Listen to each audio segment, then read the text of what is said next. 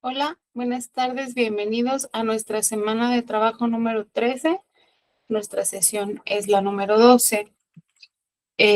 Bueno, me gustaría como cada semana recuperar un poquito de lo que hicimos la semana pasada y pues para esto voy a replicar pues nuestra ventanilla de Schoology.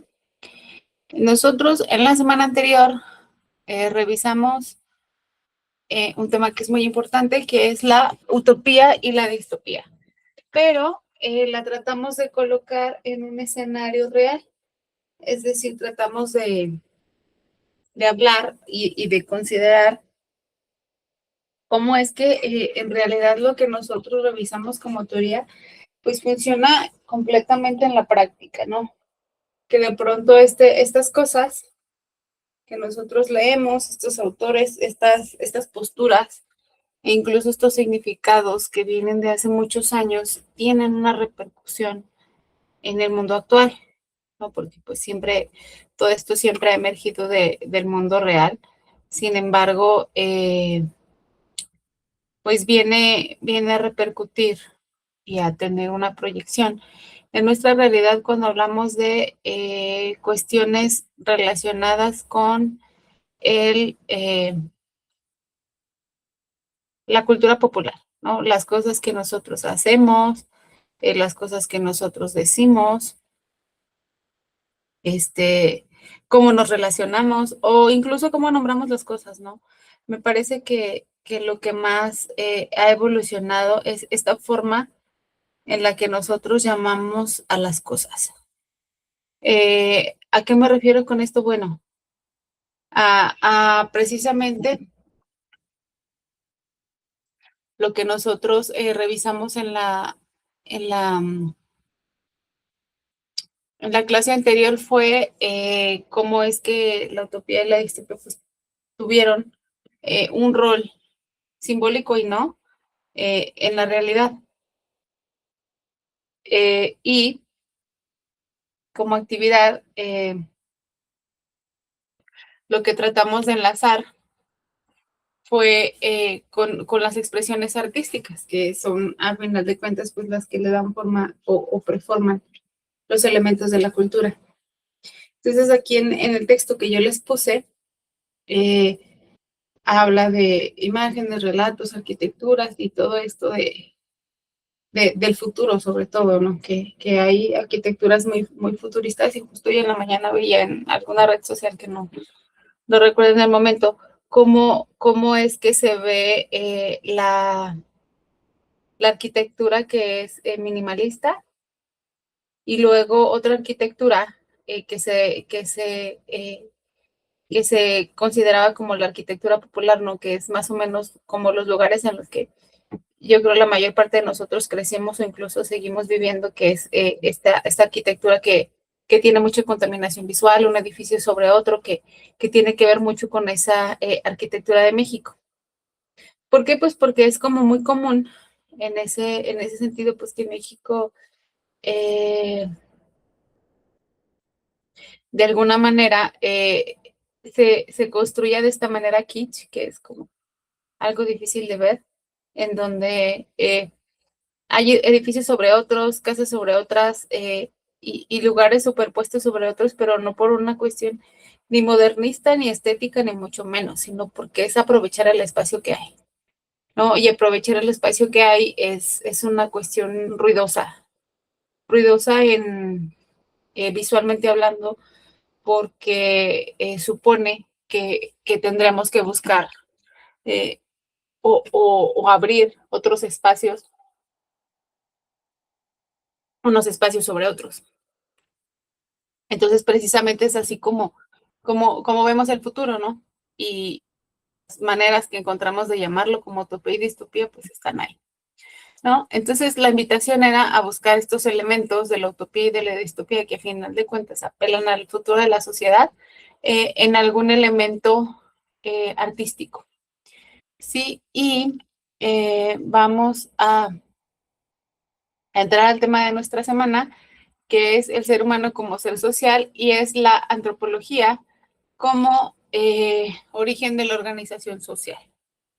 Ese es el tema, es decir, vamos a ver nosotros ya vimos cómo los teóricos políticos dicen que las sociedades vinieron a comenzar y ahora es turno de los antropólogos de tomar la voz, ¿no? De decir, bueno, ya supusimos cómo es que las reglas del juego se crearon, cómo es que las personas comenzaron a asociarse y cómo es que estas reglas del juego se ponen.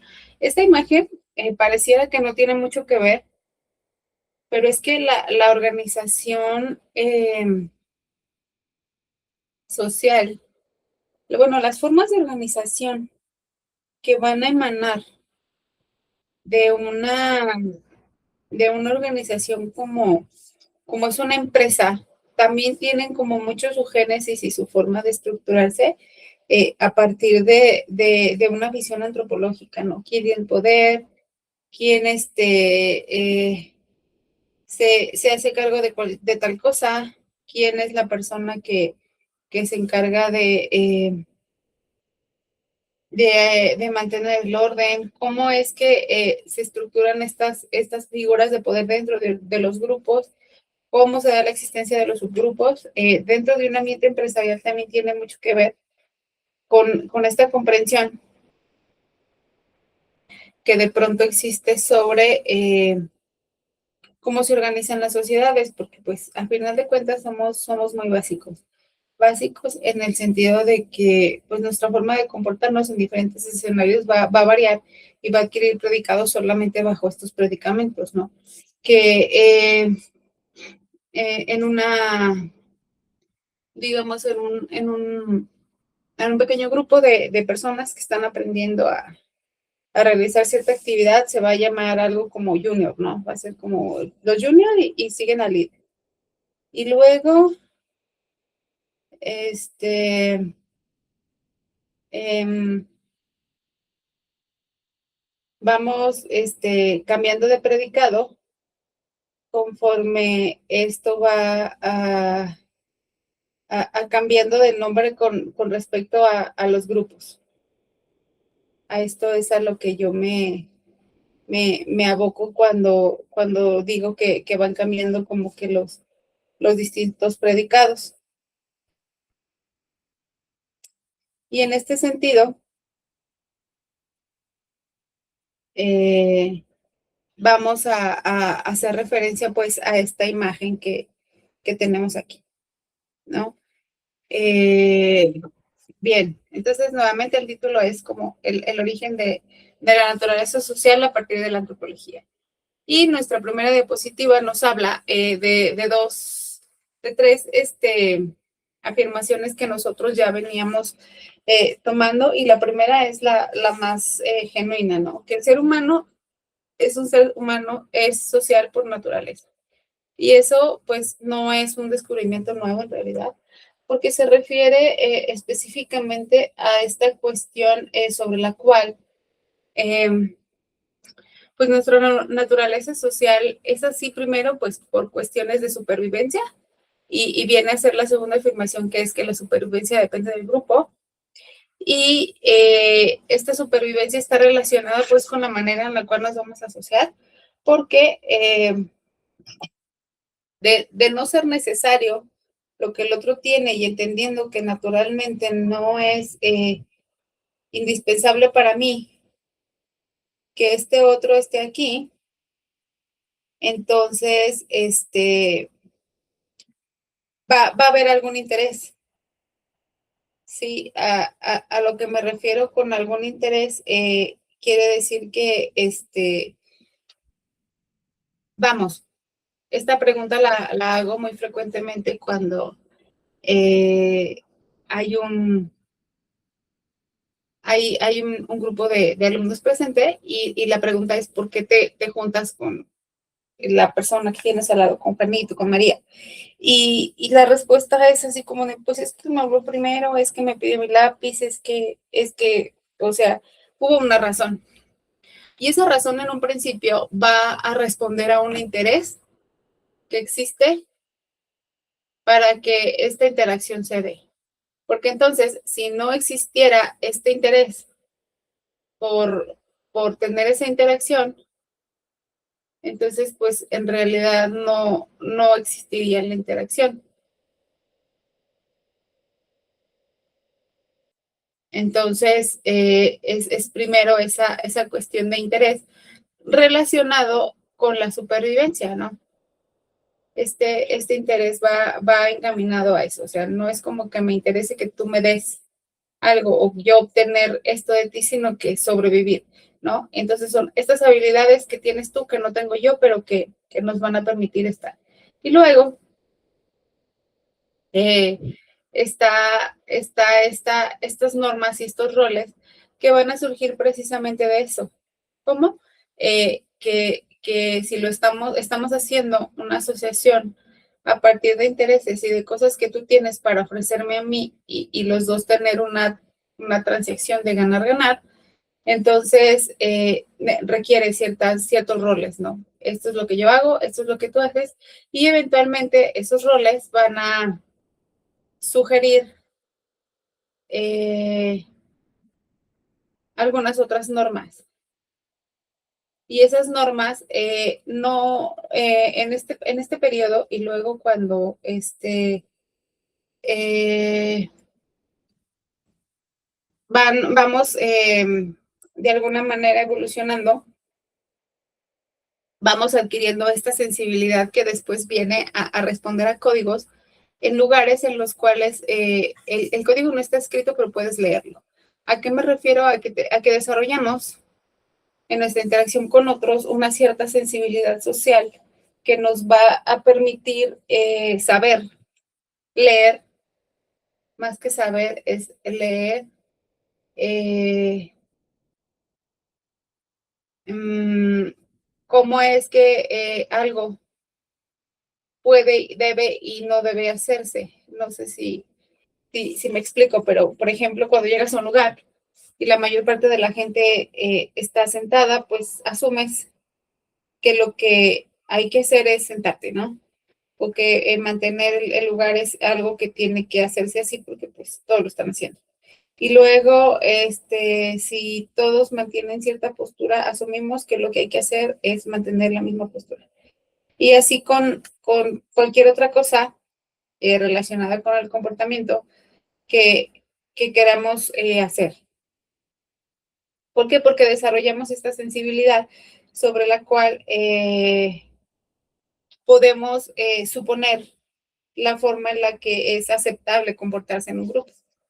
Y después, al final, eh, ya este comportamiento ya no necesita nada más que la simple interacción.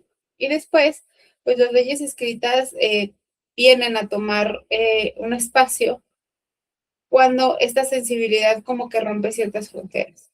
¿A qué me refiero con que rompe fronteras? Bueno, que no es tan sencillo de dirimir cómo debe uno de comportarse, entonces como no parece ser que no es tan comprensible, entonces sí es necesario que sea explícita. Sí, sobre todo cuando hablamos de una cuestión de interculturalidad, por ejemplo, que si estamos contemplando el hecho de que muchas culturas, y hablando por culturas, también diversas expresiones del lenguaje estén relacionadas entre sí, va a suponer la necesidad de códigos escritos porque pues lo que es legítimo en un lugar posiblemente no lo sea en el otro. Entonces, estas leyes escritas surgen por esa razón. Vamos a dar un paseo por el Paleolítico, en donde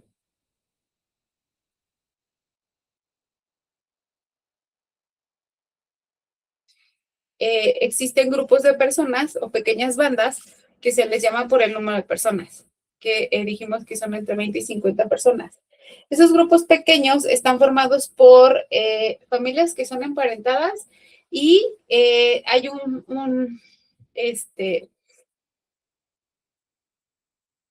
eh, hay una cuestión bien importante que está relacionada con la capacidad de cooperar, ¿no? La capacidad de cooperar es lo que de alguna manera regula las cuestiones del parentesco, perdón. Entonces, como no existe una división de clases como existe al principio, antes de que estas pequeños grupos y bandas se junten, porque entonces parece ser que como no está claro quiénes hacemos qué, o todavía no existe esta particularidad que luego tenemos cuando dividimos actividades de creer que porque lo que yo hago es más importante que lo que tú haces o que hay contribuciones menores y contribuciones mayores, pues eso suponemos que nos pone por encima de otros, ¿no?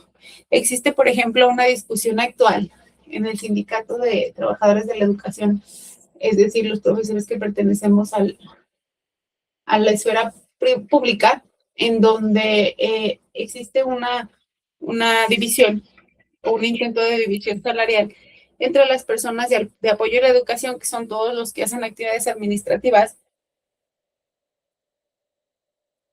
siendo actividades administrativas todas las cosas, todas las operaciones que llevan al funcionamiento de la escuela, ¿no?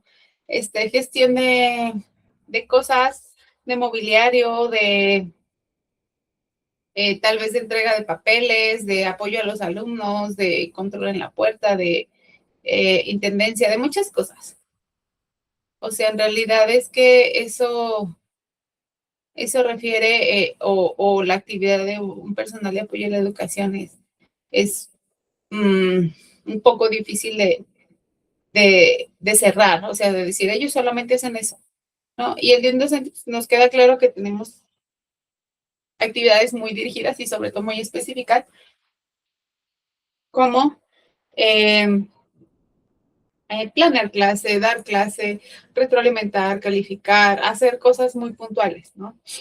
Y pues entre esos perfiles o esa búsqueda de perfil de un profesor, pues existe esta parte de la formación continua. Es decir, no puedes ser un profesor si no tienes al menos formación de pregrado, ¿no?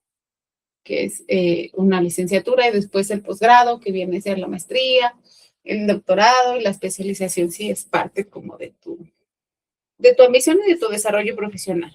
A lo que voy con esta discusión actual es que hay quienes discuten que el salario entre un administrativo y un docente o un personal de apoyo y un docente no debería de ser el mismo, porque el nivel de preparación y de exigencia pues es completamente distinto.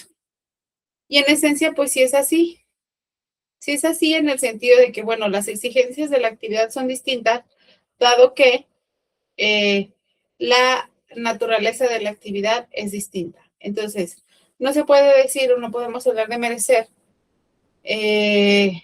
o de que debería ser de tal o de cual manera en cuestión de percepción, sino que entender que se parte del principio de que la actividad es distinta entre los dos actores educativos, entonces podemos comprender otras cosas. Y eso es lo que pretende es como dividir, ¿no? Como si las personas que intervenimos en la educación de los y las adolescentes pudiéramos dividirnos como en dos, ¿no?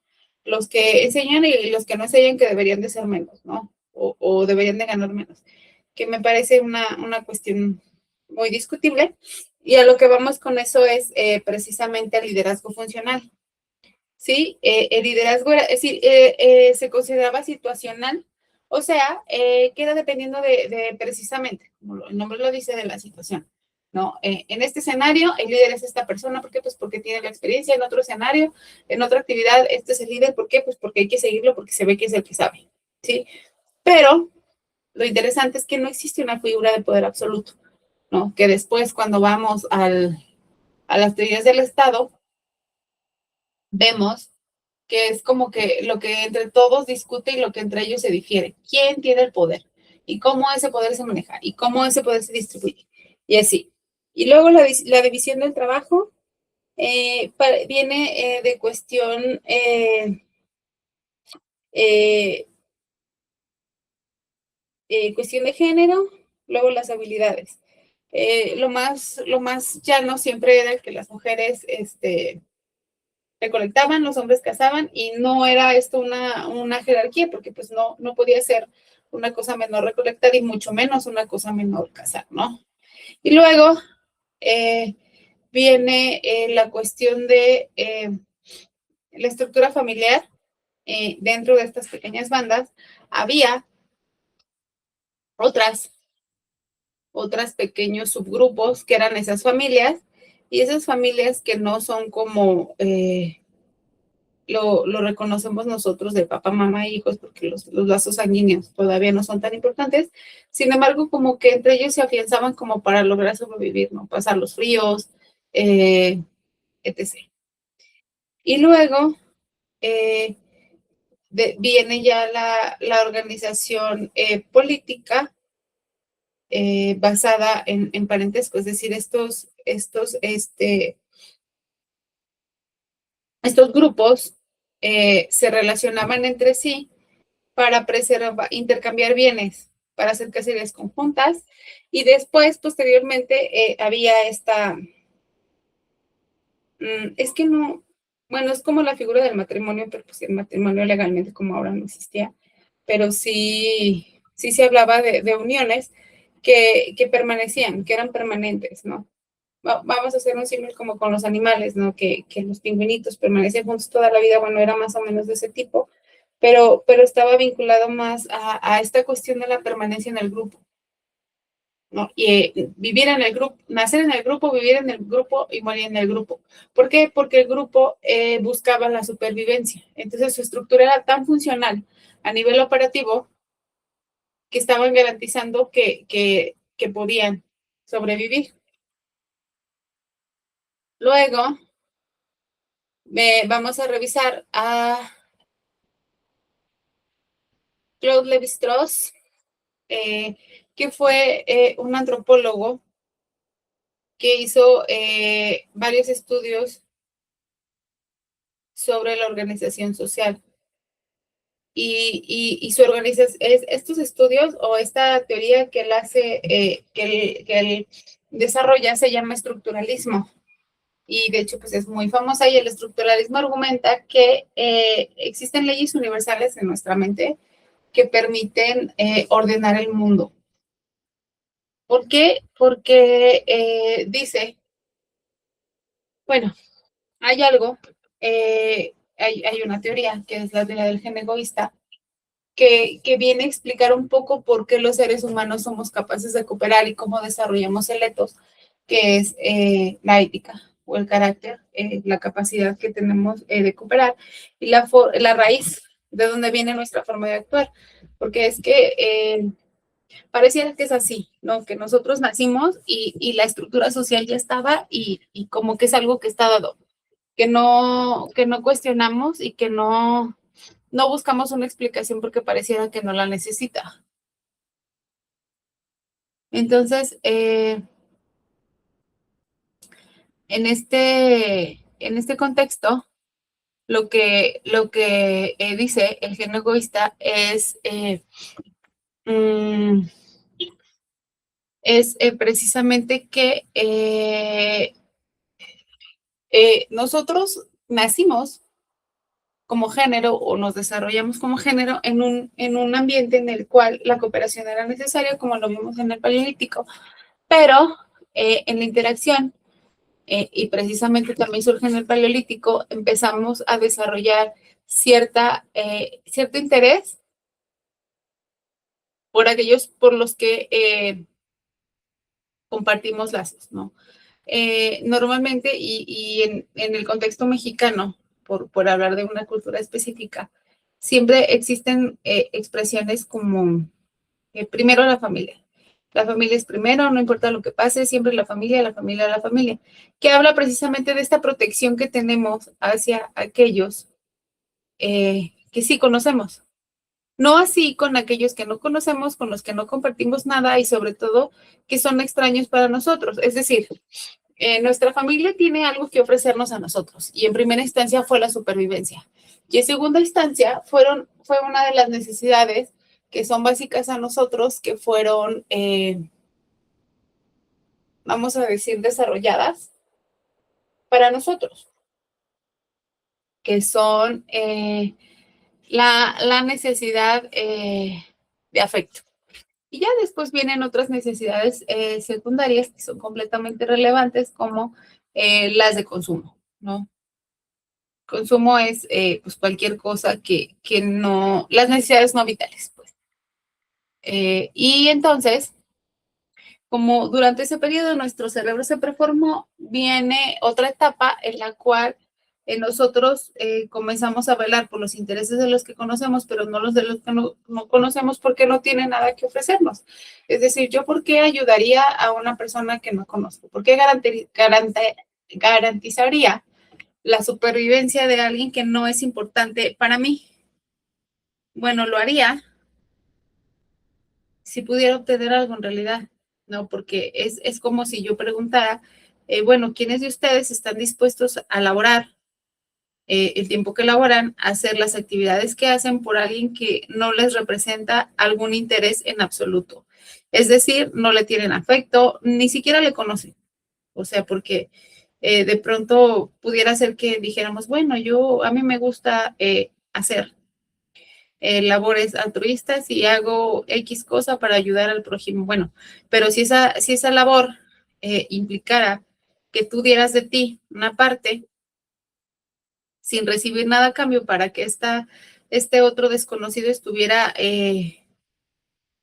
cómodo y sobreviviera, creo que nadie eh, se prestaría para tal dinámica.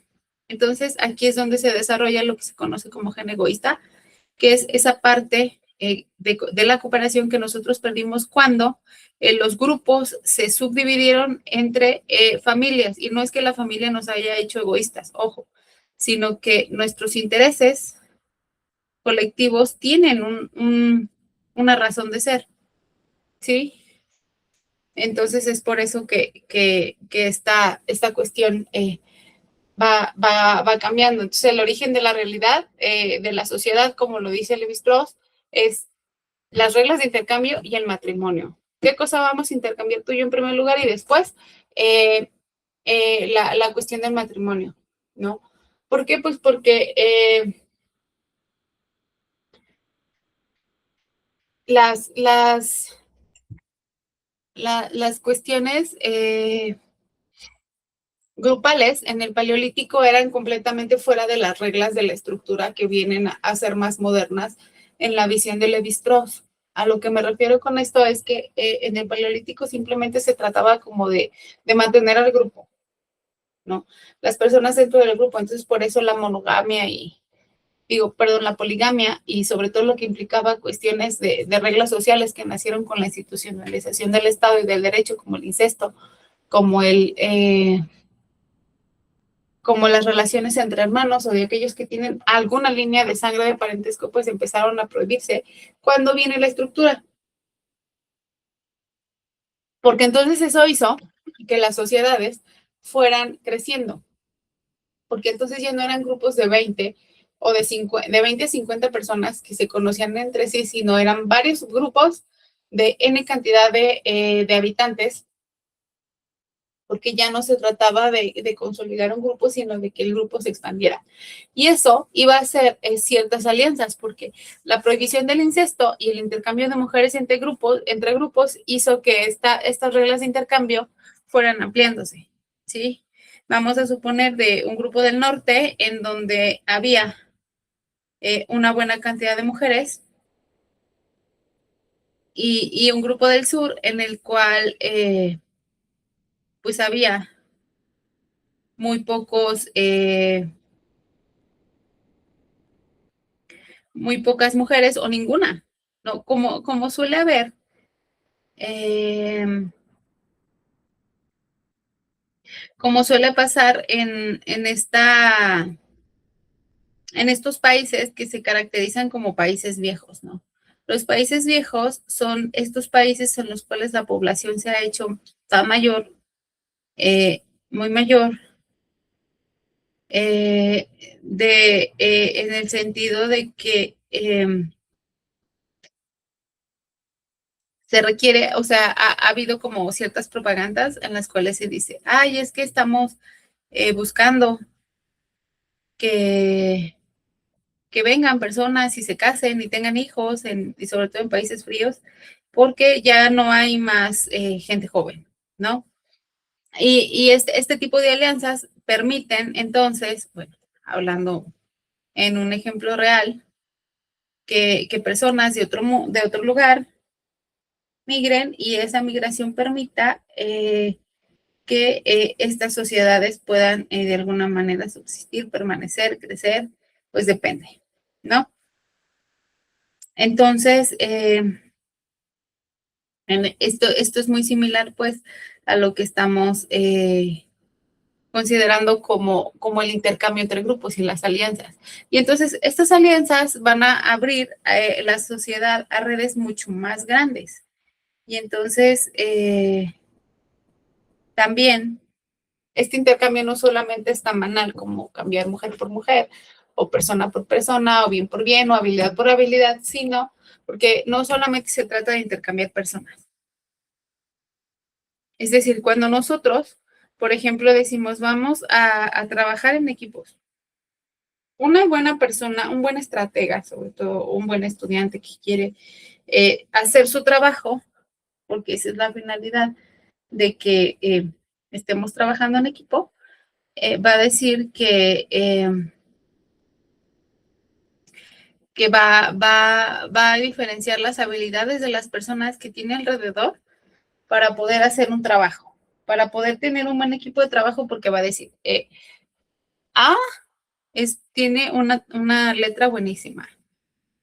B siempre tiene datos en el celular para investigar. C eh, es buenísimo para comunicarse verbalmente. D es muy bueno, pues muy buen platicador. Y yo soy muy bueno, comprendiendo la información. Todos vamos a trabajar y vamos a llevar este trabajo. Entonces, más o menos así funcionaban estas alianzas. Sí, a ver, a nosotros nos hace falta una mujer, pero también nos hace falta recolectores y alguien que sea propicio para la procreación. Entonces, no es como un intercambio tan llano como ese, sino que tiene detrás más cosas. Y luego vamos a hablar de la topología de Hellman Service.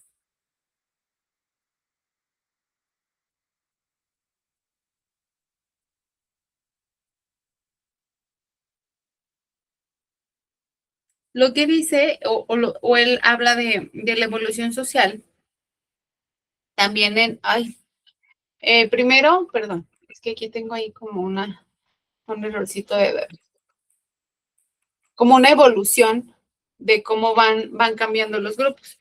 Primero va a decir que vienen bandas, que son grupos pequeños, que ya lo habíamos dicho, bueno, en otro análisis, pues, que son estos pequeños grupos de recolectores y no había líderes y no había propiedad privada, porque la propiedad privada se vuelve importante cuando hablamos de grupos nómadas, porque entonces hay elementos que tienen que garantizarse sí o sí para que este grupo pueda seguir. Luego vienen las tribus, que son estas asociaciones de pequeñas bandas en las que nos quedamos en nuestro análisis anterior, en donde va a hablar, pues, va a surgir a partir de la domesticación, de la horticultura y de lazos intergrupales, que es de los que acabamos de donde vienen también del análisis de Lévi-Strauss.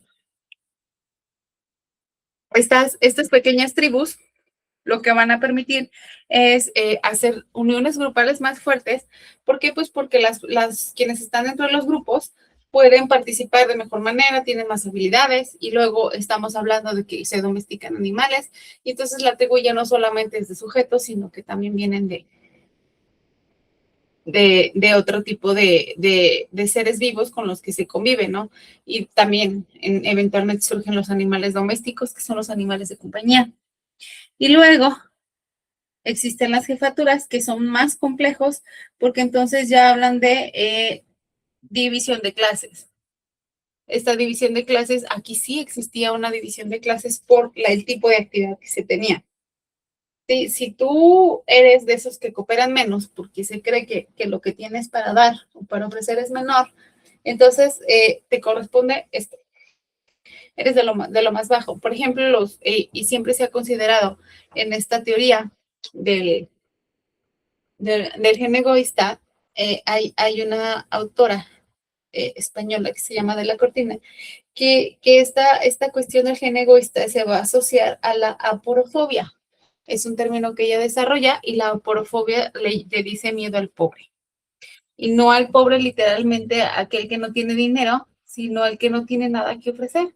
Y si lo pensamos en una sociedad, esas personas que se pueden considerar como pobres son los niños, los ancianos que ya terminaron su vida productiva y aquellas personas que son homeless, porque no pueden dar nada porque no tienen nada, ya sea porque no lo han desarrollado, ya sea porque terminaron la vida productiva o ya sea porque lo perdieron todo por algún infortunio de vida. Y luego, en estas jefaturas, entonces también vienen los mecanismos de control, que son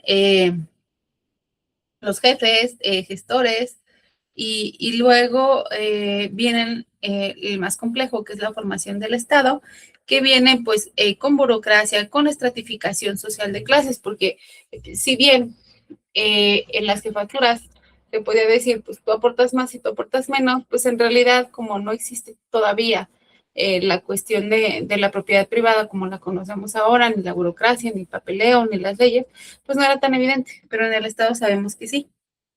Entonces, este modelo busca entender cómo las culturas van a resolver problemas de organización conforme van creciendo. Van creciendo, van tomando un gran tamaño y entonces van resolviendo las cosas que se van presentando. Es muy interesante eh, ver cómo va a ir resolviéndose a través de la cultura y desde la antropología, cómo vamos resolviendo tanto necesidades como problemas. Y luego, esto va a cambiar con la revolución neolítica, que es básicamente la gran transformación de la humanidad, que es pues cuando se pasa de la vida nómada, de caza y recolección al sedentarismo. ¿Cómo lo permite el sedentarismo? En esta última parte, cuando hablamos de la domesticación de animales, pues entonces ya comenzamos un poco del trabajo de ganadería, cuando empezamos a adquirir esa sensibilidad con la naturaleza para lo que tiene que ver con el cultivo, entonces se desarrolla la agricultura y finalmente la permanencia va a cambiar el estilo de vida. Y luego viene el desarrollo de la técnica, porque entonces viene la invención de la cerámica para almacenar los excedentes, la tela, herramientas de piedra, etcétera. Y pues este excedente de alimentos, porque entonces recordemos que o pensemos pues que en un principio pues cuando era éramos nómadas, pues solamente se generaban alimentos como para salir de casa, ¿no? Esto vamos a comer ahorita y al rato vemos, ¿no? Esto vamos a hacer ahorita y al rato vemos, pero luego empiezan a pasar esos fenómenos que de pronto pasan en las familias, ¿no? No sé si alguien ha visto estos reels y estos memes en donde dicen cocinando un pozole para 10 personas porque no sé cocinar para dos. Bueno, eso pasaba al inicio con la agricultura y la ganadería, no produciendo para 50 porque no se producen para dos.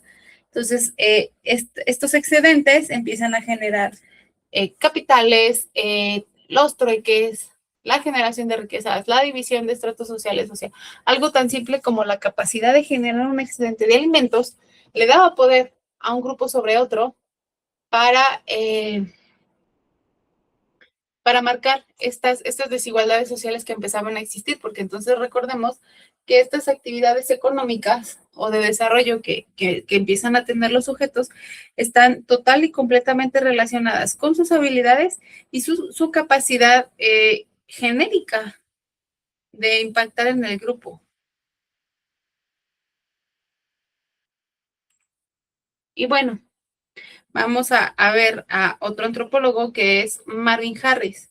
Marvin Harris sostiene que la organización social va a existir por, por tres factores principales, ¿no? El primero es los factores ecológicos, la tecnología disponible y los modos de producción. Pero no va necesariamente pues tan simple como eso, ¿no? Él va a decir que hay un esquema para analizar cómo se organizan las sociedades. Primero está la infraestructura, que es los modos de producción, es decir, el tipo de cosas que tienen a la mano para sobrevivir, como los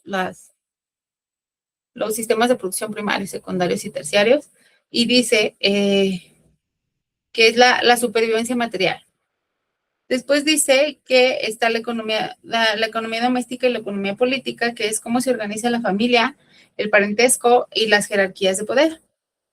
Vienen también los sistemas de intercambio, que es lo que tiene que ver con lo que ya habíamos hablado, que era la reciprocidad por parentesco, y luego en otro nivel vienen los de amistad, ¿no? Porque entonces no solamente se trata de mi sangre, sino entonces empezamos a hacer otros lazos, porque ya dijimos que los grupos así van creciendo por otras razones. Aquí Harris toma la amistad o la afinidad como un factor. Y también hay otro que es el redistributivo, que es como el Estado administra los bienes, y el mercado, que viene otra vez a hablar de esto del trueque y de los sistemas económicos, la formación del capital. Entonces, la organización social no va a ser producto del azar, sino una respuesta adaptativa que nosotros tenemos con las condiciones materiales que van a permitir que nosotros nos desarrollemos en un ambiente, ¿no? Estas posturas sobre la organización social son muy interesantes, porque entonces nos dejan ver el otro lado, el lado operativo de cómo sí pasaron las cosas, ¿no? Porque ya veíamos, por ejemplo, en la clase anterior, que cuando Platón nos hablaba de cómo debería de estar organizado, que sí debería de ser el rey filósofo, que sí el Estado se debería de administrar de X forma, que si los individuos deberían de actuar de tal manera, que al final deberían de estar las personas que, o sea, la formación pues de las sociedades, y luego Tomás Moro con la utopía, con cómo deberían de estar formados los estados, porque la utopía es esa parte de el escenario, pues, en donde Tomás Moro puso la utopía, pues era una isla, ¿no? Y para hacer un lugar remoto, y recordemos que utopía es como sin lugar, pues hablaban de situaciones remotas, ¿no? Si hablamos de las teorías del Estado como la de Rousseau. Rousseau es ampliamente discutido porque es alguien que habla de muchos temas en los cuales no intervino. Sí, no intervino, por ejemplo, pues tiene un libro que es muy bueno, que se llama El Emilio de la Educación, y lo que todo el mundo le critica es que tú cómo quieres educar niños si no cuidaste a tus hijos, ¿no? Y luego Marx pues nunca no vivió lo suficiente para ver algunos de los esquemas del comunismo ni del socialismo, que como dijimos, pues bueno, encontraron su espectro en un trabajo de 100 años de la República Popular China. Entonces, vemos en este tipo de análisis antropológicos de personas que han estudiado cómo las sociedades se han desarrollado, cómo sí pasaron las cosas, ¿no? A partir de qué tipo de interacciones sí se dieron, y por qué de pronto estas ideas de nación y de nacionalismo, como se dio en la historia a partir de los regímenes fascistas, totalitaristas, nazismo, franquismo, militarismo japonés, etc., etc., no tuvieron su lugar en el mundo. Bueno, pues es que no lo tuvieron porque parecía más sencillo de lo que en realidad es en el acto, ¿no? Como aquella expresión que a veces utilizamos de pues es que mi mente sonaba mejor, así pasa con las teorías políticas. Desde la antropología social, la organización social se va a originar primero, pues ya dijimos, ¿no? Que el ser humano es fundamentalmente social. No podemos no socializar, no podemos no estar con nosotros. ¿Por qué? Pues porque en primer lugar nos debemos a otro, ¿no? Que es nuestra mamá y nuestro papá que en el acto de la concepción nos trajeron a este mundo. Entonces no podemos renunciar a esa parte de nuestro esquema social. Y luego la cooperación va a aumentar, ya dijimos, sí va a aumentar, o sea, este gen egoísta va a dejar de ser un gen egoísta, digamos, a una escala más grande, seguimos siendo egoístas, pero buscamos siempre intereses, ¿no? Y luego la cooperación, perdón, el parentesco y las normas van a regular nuestras relaciones, cómo es que vamos a estar o no con los demás. La economía y el entorno van a influir en la estructura de una sociedad, porque sí, sí influye, es lo que la va a determinar, lo que le va a dar un espacio, un funcionamiento, un fracaso. Y la cultura, que es todos estos elementos simbólicos que compartimos con otros, es lo que va a darle sentido al grupo y darle cohesión. Y con esto nos referimos a estos valores compartidos que tienen las sociedades, ¿no? Si hablamos de la sociedad mexicana, pues naturalmente vamos a hablar del guadalupanismo, el el enorme cultura de amor a la madre que se tiene en la cultura mexicana, que podemos decir, no va a haber sus matices que digan, no, pues en mi casa no tenemos prácticas religiosas, en tal eh, contexto, pues yo ni conocí a mi mamá, por ejemplo, pero hablamos de una cuestión general, ¿no? Que le dio sentido y le dio origen a una sociedad completa. Y bien, vamos a pasar ahora a nuestra ventana de esta semana, porque entonces en esta semana no tenemos como tal un entregable, pero sí tenemos esta sección que me parece muy buena, que es la de para saber más. Es el ser humano como ser social. Aquí tenemos pues algunas de estas organizaciones de las que ya hablamos y este es uno como de estas cosas que pudiera ser como manualito, ¿no? De cómo llegar acá, qué animales teníamos, qué animales hay aquí. Esto es lo que nos está diciendo esta imagen. La cabecita, donde está, se ve el puntero más o menos un poquito, es la que nos dice qué hay aquí, ¿sí? ¿Qué animales podemos encontrar en este lugar? Y aquí también nos dice de qué hacer con estos animales. Y entonces tenemos aquí una pequeña lectura sobre la aportación de la antropología para con las formas que tenemos de vida y también tenemos un reel que nos dice qué hace la antropología social, porque entonces aquí ya hemos aprendido de muchas disciplinas, la filosofía, la sociología, la antropología, el derecho, y bueno, para entonces saber qué hace la antropología social. Este es pues el material que tenemos en esta semana. Yo espero que lo puedan revisar, lo tengan presente, que les parezca atractivo y nos vemos la siguiente semana en nuestra clase en vivo y en donde sí tenemos una entrega.